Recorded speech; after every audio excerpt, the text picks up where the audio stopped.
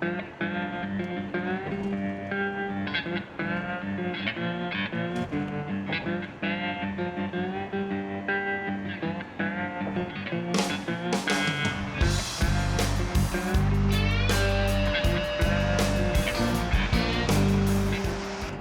love to drive.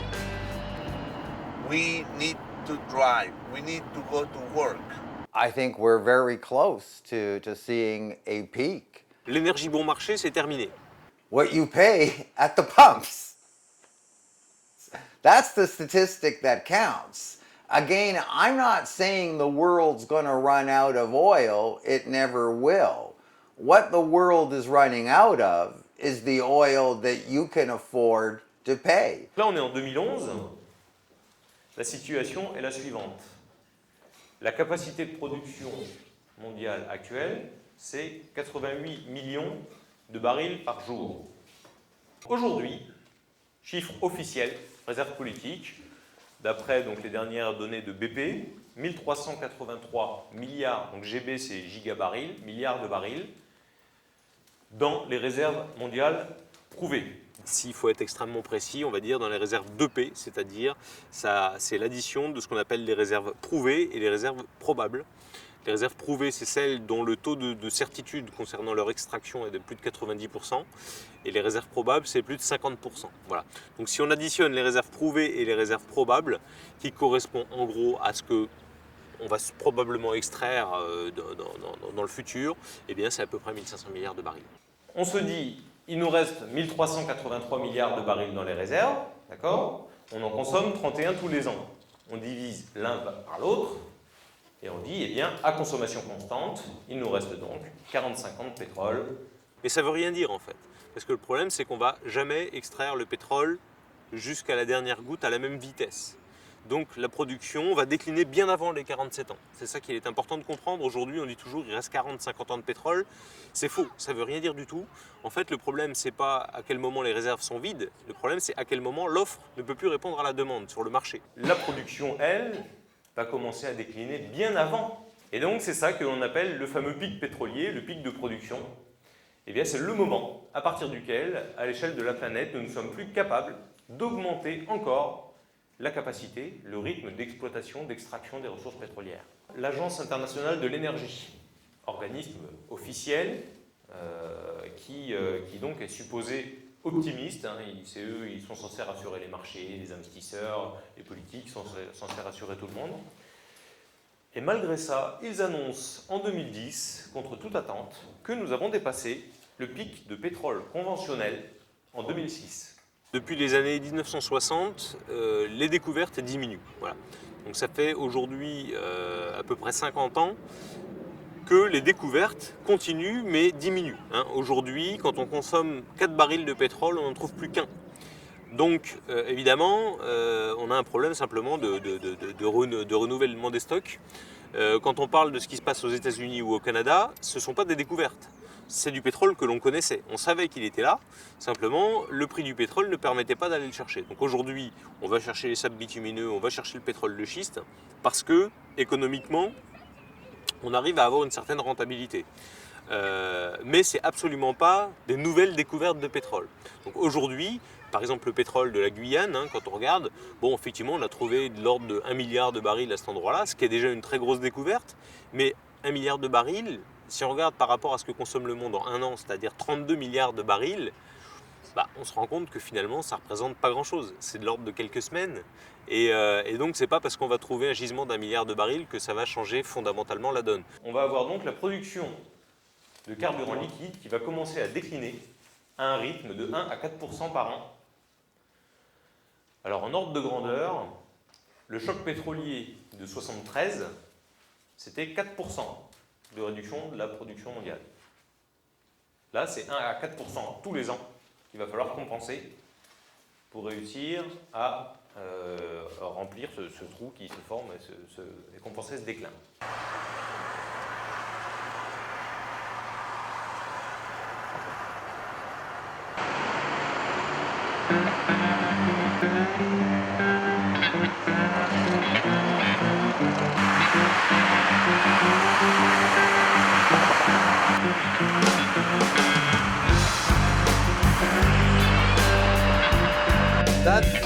catastrophic. Because if you live in Canada, oil is the main supply of everything, the heating, the everything. So I don't know. I would say that in a time they would create a supply of energy that would replace oil. I think in the future, more of our power will come from renewables. In the future, maybe more of the cars will be hybrid or electric. But the real answer is not in the fuel mix. The real answer is to learn to use less energy. In other words, the bigger adjustment will be less cars on the road than more hybrids versus SUVs. The bigger adjustment will be to use less power in the house as opposed to relying more on wind and solar to provide that power. Si on imaginait faire la même quantité d'énergie que ce que nous apporte ce pétrole avec du nucléaire, eh bien pour remplacer, il faudrait construire dans le monde l'équivalent de 70 à 300 réacteurs nucléaires par an pour produire chaque année l'équivalent de ce qui va nous manquer en pétrole. C'est juste équivalent kilowattheure, d'accord? Donc voilà, ça c'est juste pour les ordres de grandeur parce qu'on n'imagine pas une seconde qu'on va faire un truc pareil. Alors si on voulait tous rouler avec des voitures électriques, il faudrait augmenter notre production électrique française de 25%. Bon, ça paraît pas grand-chose comme ça, mais il faut bien comprendre que pour augmenter la production électrique de 25%, c'est quand même pas une paille, hein, ça fait quand même pas mal. Aujourd'hui, on a la moitié de notre parc nucléaire qui a plus de 25 ans, donc ça veut dire que soit il va falloir prolonger la durée de vie, c'est 600 millions d'euros par réacteur, soit il va falloir faire des nouvelles centrales, puis on voit qu'on a un petit peu du mal à les faire, les centrales en ce moment, la seule qui est en construction, on a un peu des soucis. Un petit point sur l'hydrogène, qui est souvent cité comme le truc génial, parce qu'effectivement, on a juste de la vapeur d'eau qui sort du pot d'échappement, c'est extraordinaire. Bon, déjà, le problème, c'est que l'hydrogène, c'est pas une source d'énergie. Soyons bien clairs là-dessus, l'hydrogène, on ne le trouve pas comme ça dans la nature, il faut le produire. Donc pour le produire, eh bien, on a deux technologies qui fonctionnent actuellement. On a l'électrolyse de l'eau, où on a ce qu'on appelle le reformage du gaz naturel. Dans les deux cas, on casse une molécule, le H2O où on récupère l'hydrogène, ou le CH4, pareil, on récupère l'hydrogène. Bon. Utiliser du gaz naturel pour faire de l'hydrogène, bon, prendre une énergie fossile, on voit bien que là, c'est pas... Le problème du stockage de l'hydrogène. Si vous voulez un réservoir dans votre voiture, si vous voulez avoir encore un peu de place pour conduire, il faut comprimer votre hydrogène à plus de 700 bars. Voilà, pour que ça tienne dans un réservoir de taille correcte. Et donc, cette compression à 700 bars, ça consomme 20% de l'énergie qui est contenue dans l'hydrogène. Donc là, on voit que, ok, encore un petit souci. Le pétrole, c'est une véritable potion magique. C'est quelque chose qui est extraordinaire à tous les niveaux. C'est liquide, c'est facile à transporter, c'est facile à distribuer, facile à stocker. Vous faites le plein de votre voiture en 1 minute, 2 minutes. C'est très très facile. C'est quasiment pas dangereux. Ça a vraiment tous les avantages. Et surtout, ça contient une quantité d'énergie absolument énorme. Et 1 kg de pétrole, ça contient 100 fois plus d'énergie qu'1 kg de batterie. Donc c'est pour ça qu'on vous parle des problèmes de l'autonomie énergétique avec les voitures électriques et pourquoi on peut faire que 100, 120, 130 km. Eh bien c'est parce que la quantité d'énergie qu'on peut embarquer, elle est forcément limitée. Pour vous donner un ordre de grandeur, tout le monde a dû entendre parler de l'avion Solar Impulse, cet avion avec des panneaux solaires, des batteries, tout ça. Bon, ben cet avion-là, il pèse 1,6 tonne. Sur les 1,6 tonne, vous avez 400 kg de batterie pour emmener un bonhomme de 60 kg. Voilà. Donc là aussi, on se dit, ok, il va peut-être y avoir un petit peu de progrès, etc. Mais enfin, il faut bien se rendre compte que de toute façon, il y a une barrière technique liée simplement à la densité énergétique qui fait que ça ne remplace pas le pétrole. On n'aura jamais des A380 qui vont fonctionner à l'électrique. C'est juste inconcevable. Ouais. Il y avait quelque chose C'est clair pour tout. Enfin, vous avez 3 groupes. Là, je pense. 2 ou 3 groupes peut-être. Ce serait vraiment bien qu'on puisse. On ne peut pas affronter de face ceux qui ne veulent pas croire. Inventons des solutions déjà qui préparent ce qu'on peut appeler l'après-pétrole, c'est-à-dire réinventons un mode de vie qui tienne compte de cette situation. Chaque fois qu'on tourne la clé de contact de la voiture, c'est vrai qu'on y pense. Moi, Et de plus en plus, je me dis qu'il faudrait que je me décide à aller, lorsque c'est pas trop loin, me prendre le vélo plutôt que de prendre la voiture. Mais c'est pas facile, j'aurais 20 ans de moins, peut-être que je le ferais plus facilement. Mais... J'ai pour objectif de plus trier chez moi et d'alléger ce qui est déchets de toute nature et davantage essayer de recycler des choses, de donner en sachant que ça va être réutilisé. Notre couple est passé de 2 voitures à 1 voiture. Action personnelle engagée, je ne prends plus l'avion déjà depuis plusieurs années. C'est un choix, est-ce que je pourrais le prendre pour certains voyages et je suis relancée d'ailleurs régulièrement pour ça, mais pour l'instant non. Et on prend beaucoup plus le train aussi que la voiture. Je me dis que finalement il vaut mieux garder un appartement parce qu'au niveau efficacité énergétique c'est ce qu'il y a de mieux. Et aussi au niveau de l'empreinte, on parle d'empreinte, donc la surface qui est prise. Et si toutes les personnes vivaient plus en résidence, en appartement par rapport aux maisons individuelles, notamment les trajets seraient diminués. Donc ça, les trajets, l'énergie, l'installation des tuyauteries, je veux dire, il y a vraiment, c'est énorme.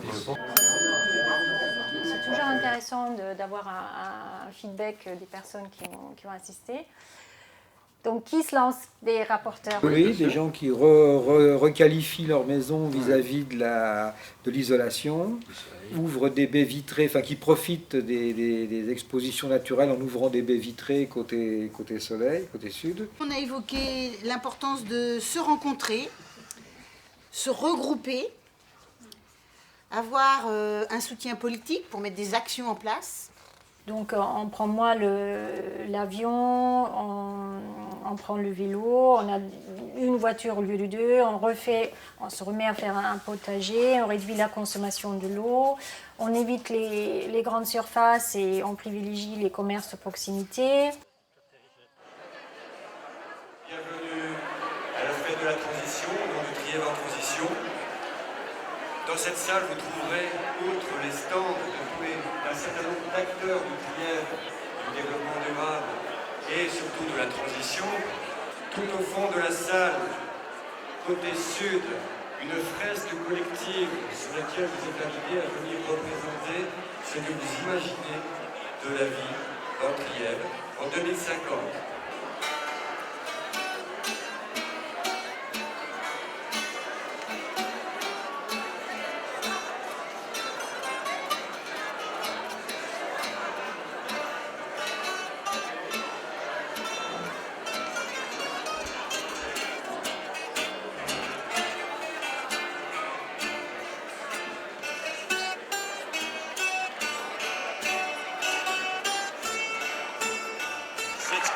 Étrange représentait l'époque de 2011. Nous avons cheminé vers l'avenir, vers 2050, vers le monde de l'après-pétrole. Donc à l'heure qu'il est, nous sommes en 2050. Notre économie reposait donc sur le pétrole et notamment les transports qui en étaient le système sanguin, reposaient à 95% sur l'approvisionnement en pétrole. Donc à cette époque-là, il y avait une grande incertitude. Rappelez-vous ces choses qui nous paraissent complètement étranges aujourd'hui. Un yaourt avec l'essentiel de ses composants, de son emballage, faisait en moyenne, ça avait été calculé, 4000 km entre la production et notre assiette. Ça nous paraît dingue aujourd'hui que les gens de l'époque aient pu faire ça et gaspiller cette ressource si précieuse que le pétrole à des trucs pareils. Mais c'est vrai, ça existait. On a su aller vers un monde à la fois moins gaspilleur de nos ressources, et pas seulement des ressources énergétiques, mais toutes nos ressources, un monde aussi beaucoup plus solidaire, parce que dans ce monde où l'économie s'était réduite à cause de la réduction de nos approvisionnements énergétiques, nous avons eu soudain beaucoup plus besoin les uns des autres, à savoir réutiliser notamment leurs ressources sur place. Il y a aujourd'hui, en 2050, beaucoup plus d'emplois qui ont été recréés dans le Trièves, dans la forêt ou dans l'agriculture par exemple. On a vu aussi des industries qui avaient disparu de l'Europe, qui s'étaient délocalisées revenir, le textile par exemple, ou la sidérurgie, moins gourmande en énergie maintenant qu'à l'époque, qui sont revenus. Donc aussi, c'était des créations d'emplois. Ça n'a pas été que des catastrophes, c'était plutôt, on a su saisir ces opportunités. Et même dans nos villages, nous avons pu rouvrir des écoles, des bureaux de poste et autres. Donc nous sommes en 2050 et nous nous rendons compte, contrairement aux peurs des gens de l'époque, qu'un monde avec moins d'énergie n'est pas forcément moins agréable à vivre que le monde de cette époque. Il est différent. C'est le dernier chemin que nous allons voir qui est couvert grâce au pétrole. Et après ça, c'est la vie sans le pétrole.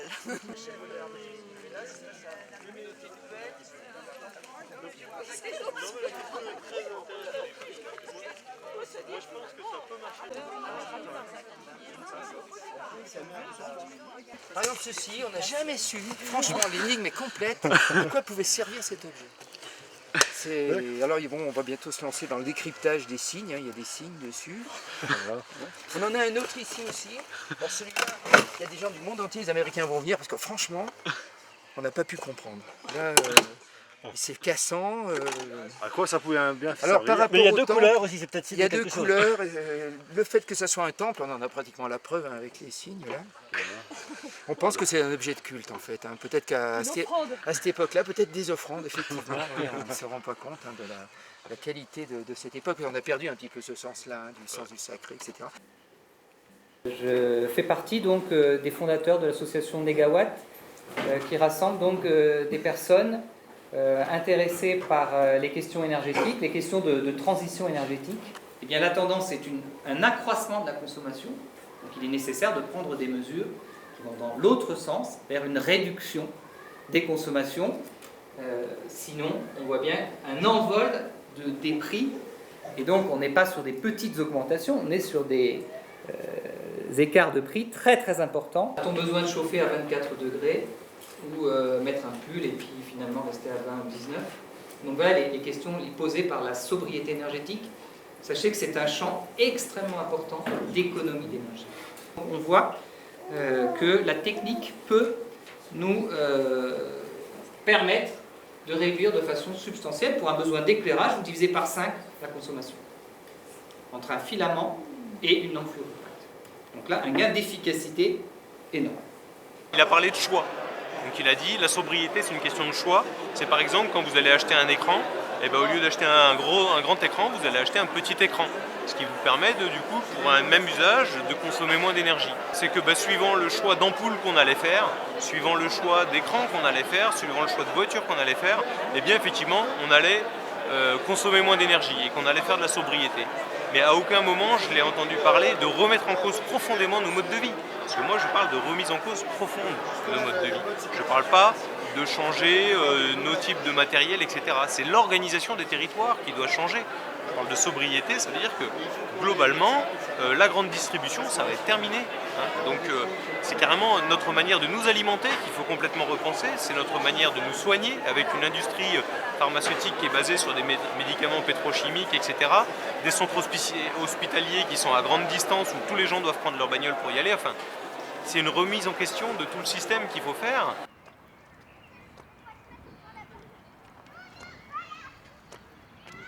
Sur les 3 aspects sur lesquels se base Négawatt, hein, c'est la sobriété, l'efficacité énergétique et les énergies renouvelables. Donc ça, c'est les 3 étapes fondamentales. D'abord, supprimer tout ce qui est superflu. Ensuite, ce qui est important, eh bien, on le fait de manière plus efficace. Hein. C'est en gros une maison qui est mieux isolée. Pour avoir une même température à l'intérieur, elle aura besoin de moins de chauffage, donc elle est plus efficace. Et après, une fois qu'on a réduit tous ces besoins-là, on va pouvoir produire avec du renouvelable. Donc ça va être utiliser l'énergie solaire, ça va être utiliser du vent, etc. etc. Voilà. Donc sur ces 3 aspects-là, c'est effectivement faisable. Après, le scénario Négawatt, c'est une très grosse machine, qui est plus un scénario qui est valable pour des décideurs à l'échelle nationale.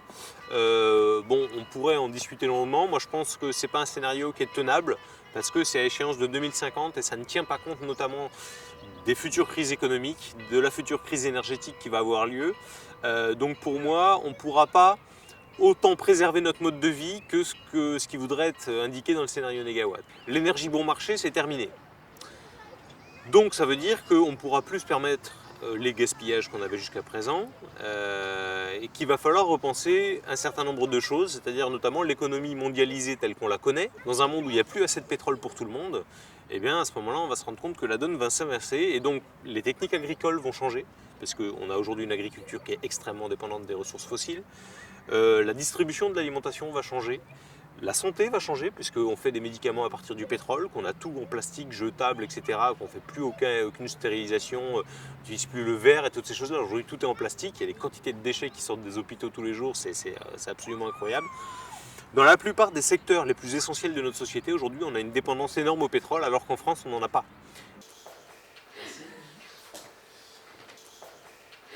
Aujourd'hui, en gros, quand on consomme 4 barils de pétrole, on n'en trouve plus qu'un. Donc on trouve toujours du pétrole. Vous entendrez toujours aux informations « Oh, formidable, on a découvert du pétrole au large de la Guyane ou dans le golfe du Mexique ou au large de la Norvège ». Mais il se trouve que bien, ces réserves n'ont plus rien à voir avec ce qu'elles étaient avant et surtout rien à voir avec la consommation que nous avons actuellement. Vous avez les pétroles non conventionnels, donc ça c'est la partie jaune. Alors ça c'est cela dont on parle le plus en ce moment, c'est les sables bitumineux, c'est les pétroles de schiste américains, c'est le pétrole offshore de grande profondeur, donc celui qui est en mer. Il faut savoir qu'aujourd'hui on a des forages qui vont jusqu'à 11 km de profondeur tout de même, donc c'est quand même pas rien. Voilà, donc c'est en gros des pétroles qui sont chers, difficiles, très, très coûteux en investissement, très risqués au niveau environnemental.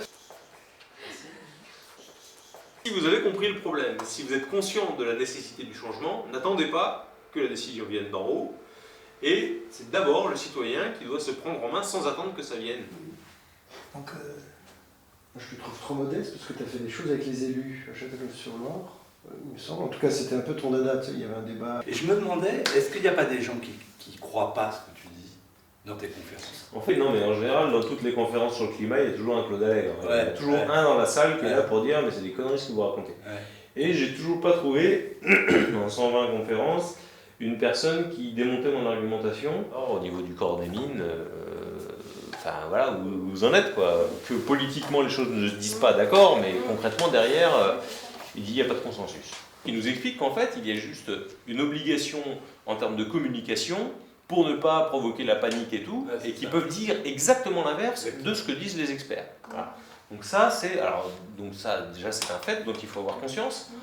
Et donc du coup je suis allé le voir, donc j'ai dit j'ai bien compris ce que vous avez dit, très bien, donc ils ne peuvent pas en parler, ok. Est-ce que derrière, au niveau de la cellule de crise, vous envisagez un scénario dramatique au niveau de l'énergie? Il me dit, sur ces questions d'approvisionnement pétrolier, même chose, il n'y a pas de consensus, on pense que c'est 30-40 ans, donc pas d'urgence à gérer pour l'instant, donc pour l'instant non, il n'y a rien de prévu par rapport à ça. Point. La grande difficulté qu'ont les politiques aujourd'hui, c'est que si on commence à mettre le doigt dans l'engrenage, on se rend compte qu'il y a tellement de choses à transformer que c'est un défi absolument colossal. Donc aujourd'hui, la seule réponse que l'on trouve à la crise, c'est de relancer la croissance. Or, on ne peut pas faire de croissance sans augmenter la consommation d'énergie. Ça veut dire qu'il faut repenser l'ensemble des secteurs de notre société. Et pour les politiques, c'est extrêmement compliqué, parce que forcément, derrière, il va y avoir des résistances, tout un tas de secteurs avec un certain nombre d'acquis qui vont refuser eh bien, de voir cette transformation. Et donc, l'organisation même de la démocratie et de la politique aujourd'hui ne permet pas vraiment ce basculement, cette énorme transition. Hein. C'est-à-dire qu'aujourd'hui, si un homme d'État disait « Mesdames et messieurs, il faut qu'on réorganise totalement la société pour anticiper le fait qu'il n'y aura plus de pétrole », on imagine bien que cette personne-là ne tiendrait pas bien longtemps au pouvoir et elle ne trouverait pas beaucoup d'appui. Donc c'est la raison pour laquelle aujourd'hui, on a bien cette difficulté à prendre en compte le problème dans son ensemble. On sait que François Hollande a déjà parlé du pic pétrolier, donc il a priori connaissance de cette problématique-là. En plus, nous, on lui a envoyé une lettre recommandée signée par un certain nombre d'experts pour l'en informer au moment de la campagne présidentielle. D'ailleurs, on n'a pas eu de réponse à cette lettre, ni de la part de l'UMP d'ailleurs. On n'a jamais eu de réponse sur cette alerte que nous avions faite en 2012. Le problème, c'est qu'on peut parler de transition énergétique en parlant de l'électricité. Parce qu'on se dit, voilà, est-ce qu'on peut sortir du nucléaire, mettre des éoliennes, des panneaux solaires, faire un peu de biomasse, de l'hydroélectricité, tout ça. Bon, ça, c'est quelque chose qui est entendable et qui peut rentrer dans le discours. Mais on parle là que de l'électricité. l'électricité, c'est à peu près 20 à 22% de l'énergie finale qui est consommée en France. Ça veut dire que ce n'est pas du tout le plus gros problème que nous avons, l'électricité. Le plus gros problème que nous avons, c'est les produits pétroliers qui concernent 50% à peu près de l'énergie finale, donc à peu près la moitié de l'énergie finale que l'on consomme, c'est-à-dire l'énergie finale, c'est l'essence qu'on prend à la pompe, c'est vraiment l'énergie que nous consommons à son état final. Eh bien, quasiment la moitié, c'est des produits pétroliers, or on n'a pas de pétrole. Donc s'attaquer à la question du pétrole, ça veut dire vraiment s'attaquer à un très très gros morceau, et comme on voit déjà que ne serait-ce qu'avec le nucléaire qui concerne 15 à 16% de l'énergie française, déjà c'est très compliqué. Alors imaginez s'en prendre au pétrole qui lui représente 50%, c'est juste colossal en fait. C'est la raison pour laquelle j'incite les citoyens à ne pas attendre que les gouvernements prennent cette chose en compte par anticipation. Voilà. C'est-à-dire qu'ils vont le prendre en compte le jour où on va être face au problème vraiment. Et où ils devront dire, bah, mesdames et messieurs, il faut qu'on trouve une solution maintenant parce que le problème est là. Mais par anticipation, ils ne pourront pas le faire parce qu'il y aura trop de résistance, parce que ça va créer des mouvements de panique avec des gens qui vont aller faire le plein, qui vont aller vider les supermarchés, etc. Si jamais on dit que, eh bien, on est confronté à un problème absolument majeur et qu'il faut l'anticiper. Il y a des gens qui sont en train de se mettre en mouvement et qui n'attendent pas que d'autres le fassent à leur place. Et aujourd'hui, si on veut que le citoyen se réapproprie toutes ces problématiques, c'est à l'échelle locale et à une échelle assez petite pour qu'on puisse se l'approprier. Ce paysage qui représente notre avenir, hein, le Trièves en 2050. Là, vous le voyez aujourd'hui, 2011. Hein, et la proposition, c'est avec ce que vous voyez, on va prendre un petit temps pour s'y préparer, d'imaginer que deviendra ce paysage, qu'est-ce qui se passera dans ce paysage. Donc voilà, c'est vos projets, vos aspirations, vos craintes.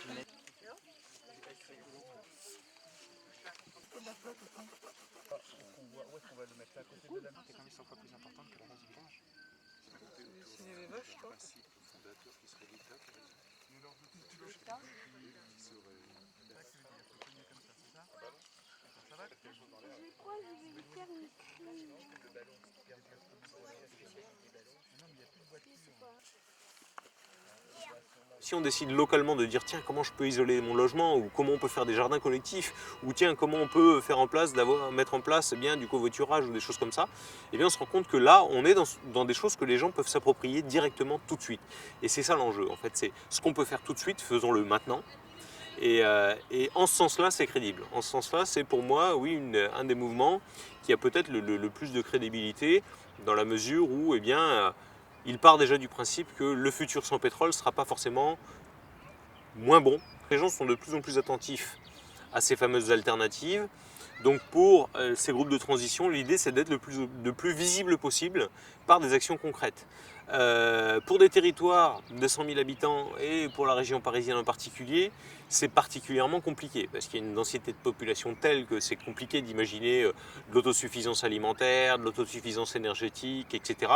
En même temps, l'avantage, c'est le moindre besoin en transport dépendant du pétrole, hein, puisqu'on a tout à proximité. Il va falloir qu'on change considérablement nos modes de vie. Ça ne veut pas dire vivre moins bien, ça veut dire vivre différemment, hein, d'où le nom transition.